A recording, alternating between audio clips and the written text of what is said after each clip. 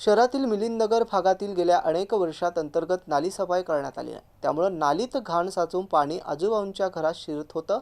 घराच्या भिंतींना देखील तडे गेलेत। नालीमुळे रस्त्यावर दूषित घाण दुर्गंधीयुक्त पाणी जमा होऊन स्थानिक नागरिकांचं आरोग्य धोक्यात आलंय। तरी याकडे मनपा प्रशासन आणि लोकप्रतिनिधींनी लक्ष देत नसल्याने नागरिक संतप्त झालेत। उस्मानपुरा भागातील मिलिंदनगर परिसरातील हे दृश्य असून गेल्या अनेक वर्षांपासून या भागातील अंतर्गत नाली सफाई करण्यात आली नाही। त्यामुळे संपूर्ण नाल्या गटाराने तुडुंब भरल्याने घाण आणि पावसाचं पाणी आजूबाजूच्या घरात शिरून घरांच्या भिंती तडे पडून भिंती पडतायत। त्यामुळे अशीच परिस्थिती असल्यास दुर्घटना होण्याची शक्यता आहे। सध्या पावसाची सुरुवात झाली असून पावसाचं पाणी या परिसरात तुंबत आहे।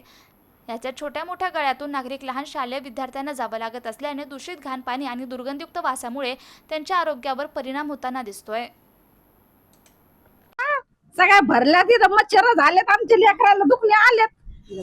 घरायनं पाणी आमच्या तर पाठी मागून पाणी येते। मरणाचं पाऊस आला की तर डारे साचतात घरामध्ये, आळ्या पडत्यात।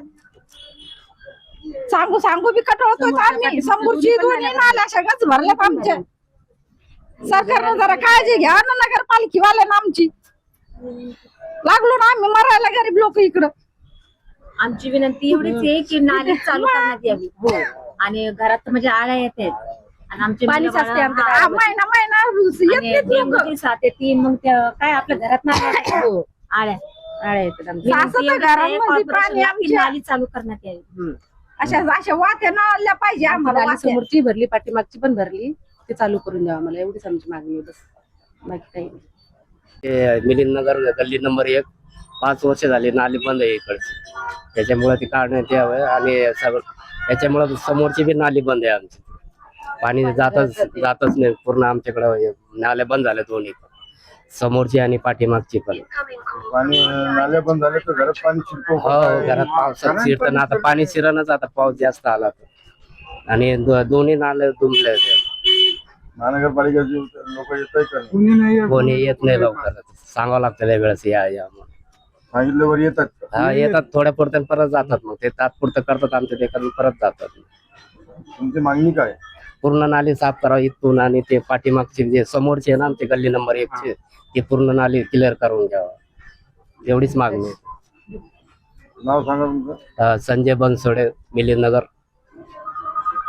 मी स्वतःचे पैसे लावून काम करून घेऊन राहिले। माझ्या घरात पाणी घुसले, भिताड पडली। कोणी महानगरपालिकेचे लोक येत नाही? कुणीच येत नाही। 5 वर्षापासून नाली काढली नाही। म्हणणं काय? म्हणणं काय, आता इटलोक काढली, इथून पुढे बंद आहे अजून। आता इटलोक तर काढून राहिलं मी स्वतःच्या पैशाने। हा, गळ्यातलं मोडून घरच्या लोकांचे पैसे लावून राहिले। कोणी नगरसेवकाला महानगरपालिकेचे लोक हा, सांगितलं ते म्हणते करूनच, तर पण 5 वर्षापासून कोणी यायलाच नाही, डोकूनच पाहिलं नाही। ती मै जेव्हा भिताड पडली मग घर दबायला आलंय। घरातून पाणी शिरलंय, असं रूम मधून जात। नगरसेवक निवडून आले, त्यांनी काय काम केलं नाही का? काहीच नाही, इकडे कोणी डोकून पाहतच नाही। कोण आहे तुमच्याकडे नगरसेवक? ये वावळ। लॉकडाउन से हमारी नालियाँ बंद हुई है। हम होमवर्क करने बैठे कि वो पानी आता है, हम बीमार पड़ते हैं। हमारी सरकार से यही मांगनी है कि हमारी नालियाँ हमें पहले जैसे शुरू करके दीजिए। धन्यवाद।